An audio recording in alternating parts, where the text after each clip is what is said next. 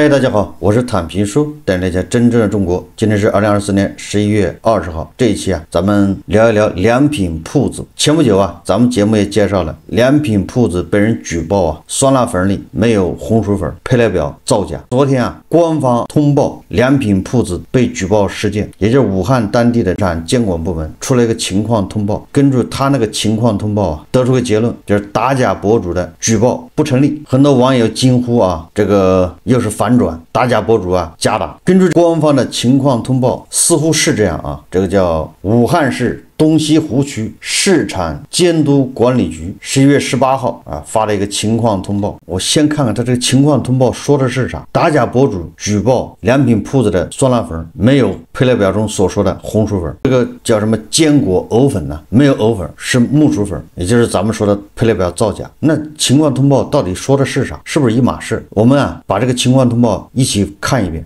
分析10月30日，我局接举报人反映，湖北良品铺子食品工业有限公司（以下简称良品铺子）监管桂香坚果藕粉，规格是210克，生产日期2024年6月22号，产品标签配料未标注木薯淀粉，但检出木薯淀粉。酸辣粉生产日期是2024年8月13号，产品标签配料表标注红薯淀粉，但未测出红薯成分。问题线索后，依法予以立案，对良品铺子进行检查，组织讯问，收集相关证明材料，并对食品委托加工协议、生产方生产资质、验厂相关材料等开展调查。经查，上述被举报的桂香坚果藕粉由良品铺子工业公司委托安徽燕之坊食品有限公司生产，酸辣粉由良品铺子委托河南品正食品有限公司生产。11月1号，我局分别向上述2家生产企业所在地市场监管部门发函，请求协助调查涉案产品情况。你看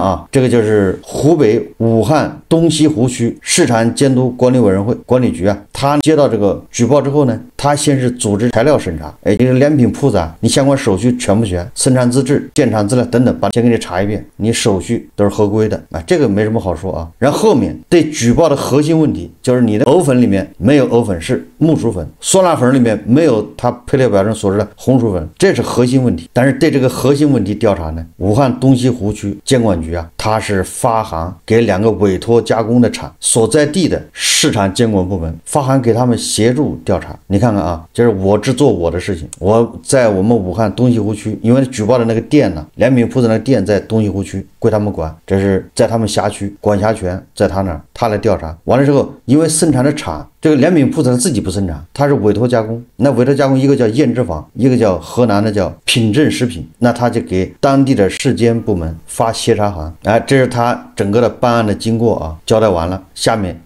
他说针对举报人反映的桂香坚果藕粉测出木薯成分的调查情况，结果是什么呢？他说11月8号，燕之坊公司所在地市场监管部门复函我局，对方协查，然后人家复函给他说未查出燕之坊公司采购木薯淀粉或木薯物质，这个好像总感觉哪儿有问题这不是牛头不对马嘴吗？人家是说他那产品藕粉里面检出了木薯粉的成分，你说我查了这家公司这生产厂商他就没买过木薯粉，那这不是一码事人家说的是1加1等于2，你在那扯什么1加3不等于5，是不是一个道理你看后面他说未在桂香坚果藕粉物料记录中发现木薯淀粉或类似木薯物质，就是生产食品的时候他每次投料、喂料中间加辅料他都有记录，这个记录还是很详细的，有批号，这个东西从哪儿进的，整个都有原图可溯的。他说你看投料表里面没有查到木薯料记录。11月12号，该市场监管部门向我局，也就是向武汉东西湖区市监局提供由安徽省产品质量监督检验研究院出具的检验报告，他给了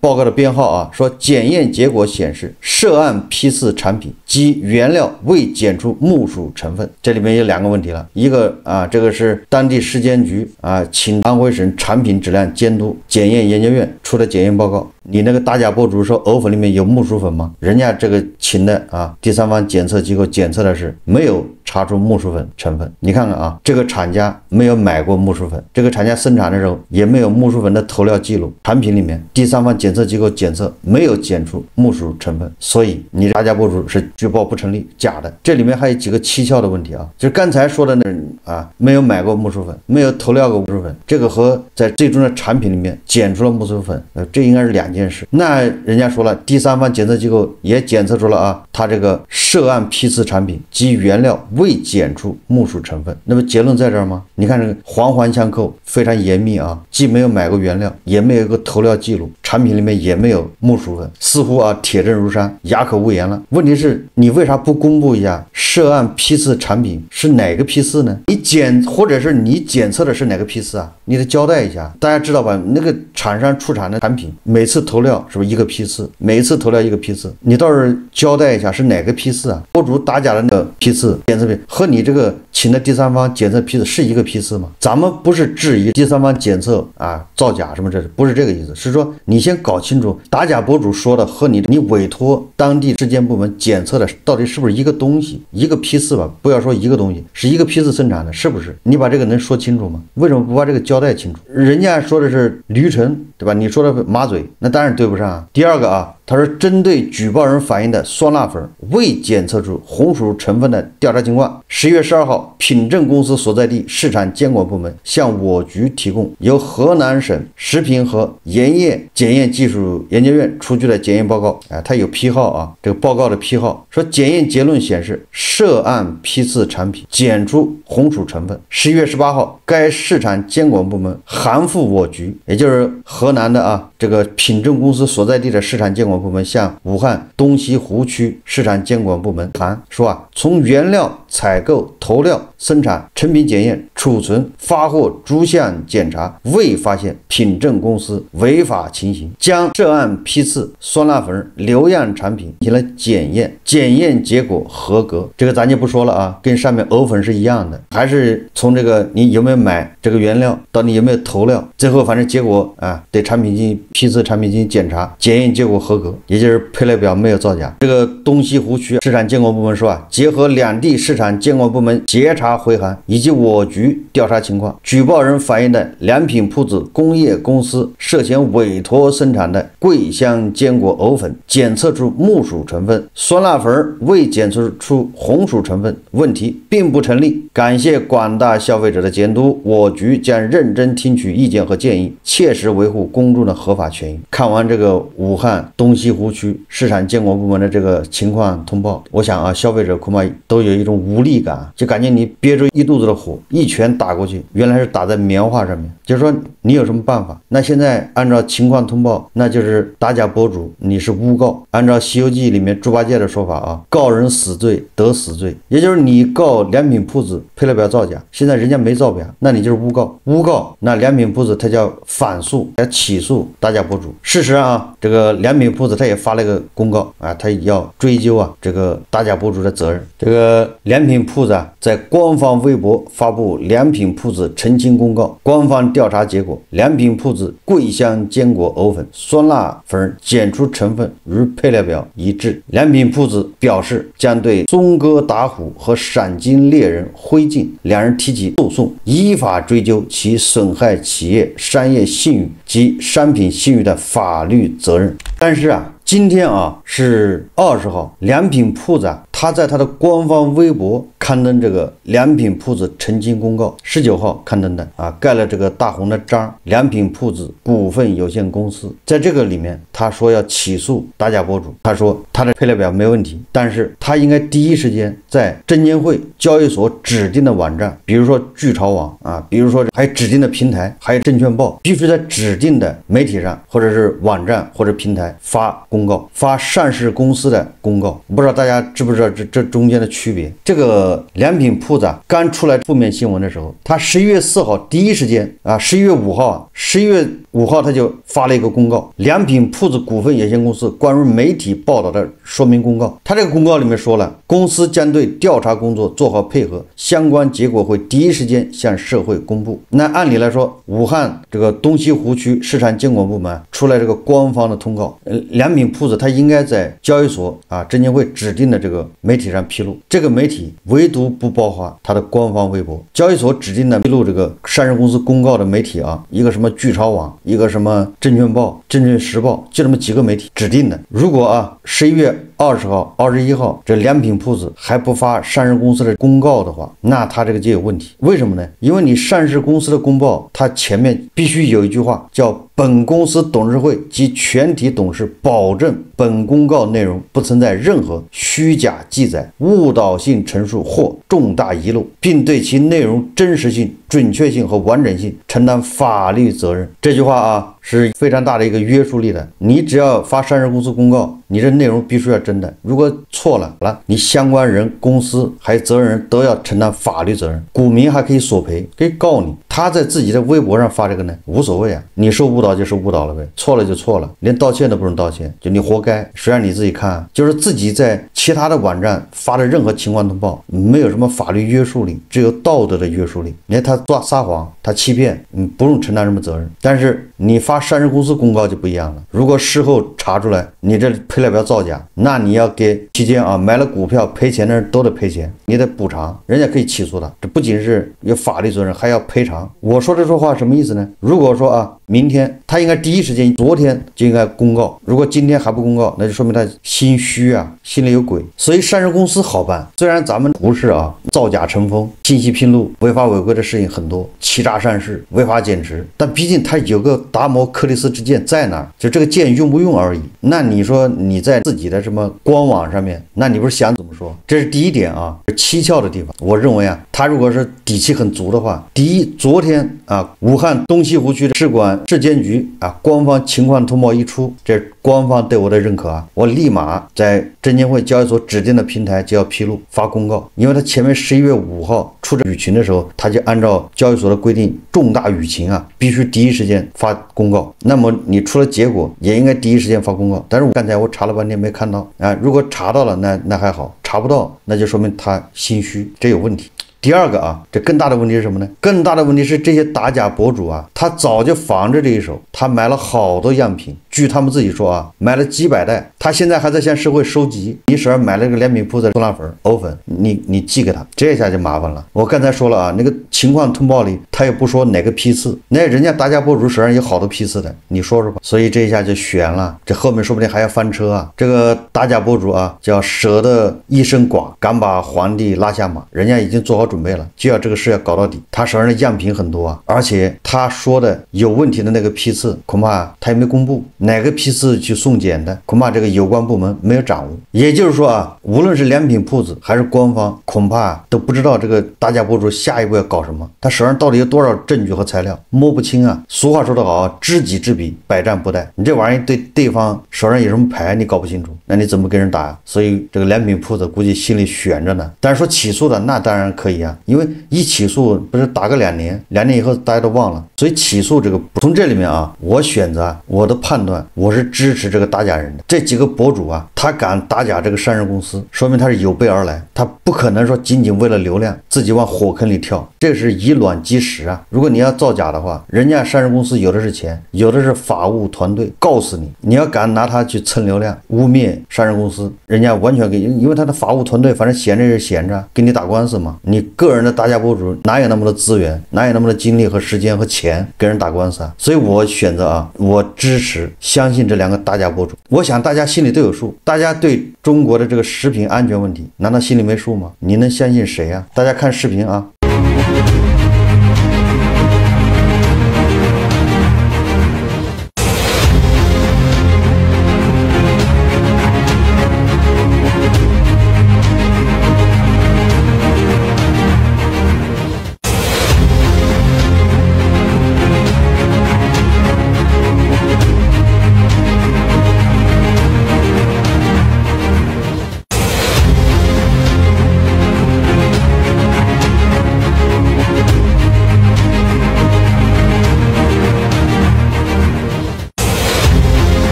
这是北京消协11月上半月通报，看完之后可以说啊，触目惊心。那稍微有点名气的都一网打尽，那你消费者是防不胜防，这回拿脚投票都不行，因为都这样。那你除非戒了吃啊不喝，你只要出去吃喝，你就有可能中招。很显然啊，良品铺子能够做到出淤泥而不染吗？何况他是委托生产啊，他又不是自己生产。第三一个，中新经纬报道说，他说南京记者查询发现，良品铺子藕粉产品更换供应商，由通报中的安徽燕之坊更换为湖北麦克森生物技术有限公司，辣粉产品认为河南品正食品科技有限公司。配料表详情中显示有食用玉米淀粉、食用木薯淀粉、食用小麦淀粉、红薯淀粉等。你看看啊，藕粉那个产品生产商代加工的换了，这个俗话说得好啊，不做亏心事，不怕鬼敲门。你为啥把它换了呢？如果真的他一点问题没有，你要换它，那么巧吗？合同到期了，他既然一点问题没有，你换另外一家，那风险大呀。另外一家万一不合格呢？这一家的检测当地时间都对他进行检测了，没问题啊，给你背书了，为什么要换？那这个很蹊跷吧？河南品正啊，配料表也列清楚了，木薯淀粉、小麦淀粉有，红薯淀粉有，不像以前一样的，以前红薯淀粉没了，红薯淀粉最贵啊，大概价格是木薯淀粉的两倍或者3倍，这是我怀疑的第3点啊。第4一点呢，大家还记得鼠头鸭脖吧？那也是南昌吧，还是江西啊？南昌还是什么地方？那也是地方市监局啊出的公告啊，说那就是鸭脖啊。完了之后成立联合调查组，更高级别的调查组来了之后，立马也变成鸭头了，大家还记得吧？所以盖着红章的啊，市监部门的这个情况通报，你敢信吗？你也得打问号啊，怀疑皆学问呢。这个鼠头鸭脖这个事件告诉我们，市监局盖的公章，这种通报你也得小心一点，他也有可能会改，会反转。我刚才说了，为什么我支持这个打假博主呢？我希望打假博主把矛头对准这种品牌厂商、大的厂商，集中火力，就像那个职业打假人王海一样，你就专门打那个大的，你只有把那个大的监督住了，大的他才会以身作则，他能带动整个产业链变化。就像苹果来了大国以后，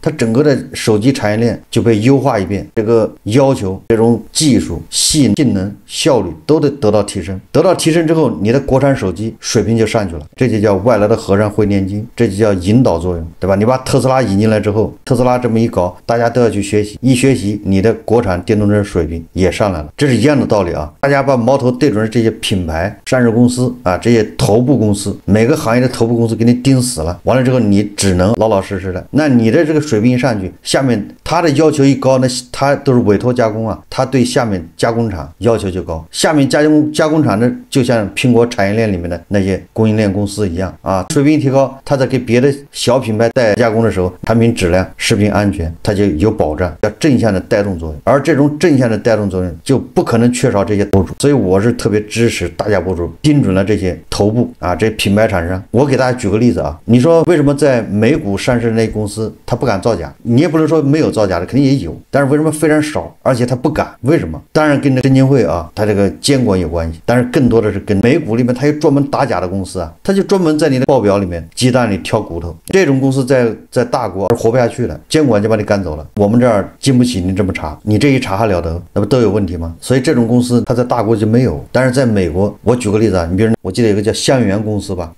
美国做空机构香源公司，这个家伙就像个啄木鸟一样的，专门盯那些报表有问题的。他就是通过分析你的报表，通过尽职调查，通过深入调查，然后出具这个研究报告，找出你这个报表里面你造假的成分。还有浑水公司啊，那都是啊，被这些公司盯上的啊，好像恒大就被盯上过，还有哪个国内的公司好几家被他盯上过。但是人家一出报告，咱们就骂他，说你别有用心，你造谣，你妄图颠覆我们这个资本市场，搞了我们金融秩序。所以香源浑水他就不敢到中国来，老挨骂呀。你把啄木鸟骂走了，你树就好了。这个打假博主啊，某种程度上就相当于香源浑水，没毛病啊。这个香源浑水这种做空机构，它风险也很大呀。它一旦做错了，不仅他那个钱损失了，更重要人家还告他，你污蔑我，所以他们压力也很大，也不能乱来啊。所以我觉得啊，这些打假博主值得支持，但是我希望他们把枪口啊瞄准那个大家伙，对那些在这个贫困线上挣扎的小奸小恶就算了，那些只能靠道德感化，让他慢慢的在情况改善的情况下要提高。而这些上市市公司这些大品牌，他们享受头部这个利润，对吧？它是垄断的，它后面有资本呢，它活得比小企业，比那些小作坊要滋润得多。如果你们这些企业它都带头在那儿造假，那你说这社会好得了吗？就希望这些企业它带头起到个正向作用，往上引领。这些企业它掌握着市场占有率，它有资本，完了它还造假，大家记住了，那你下面小企业还活得了吗？它不造假，它怎么活啊？它都活不下去啊！所以说盯住这些头部行业头部，盯住这些知名公司没毛病，我们应该支持。尤其是盯住这些食品行业的，如果没有新京报的记者调查油罐车的事情，那怎么可能出现咱们油罐车这个运输是不是要立法？明年2月份，对吧？因为这样的记者他就盯着，这就推动了整个食用油运输啊这个规范，它就出台了。没有这些打假的人，那后果大家可以想象。所以我觉得啊，为什么说航海职业打假，还有这个打假博主，我是支持的，但是也希望他们把炮火对准那些大假。最后再说一说啊，市场监管部门如果长期这么搞下去，就是塔西佗陷阱呢，就是你以后再盖什么公章，出什么情况通报，大家都不信，公信力啊被消耗掉了。我看官方就是在踢皮球啊，本来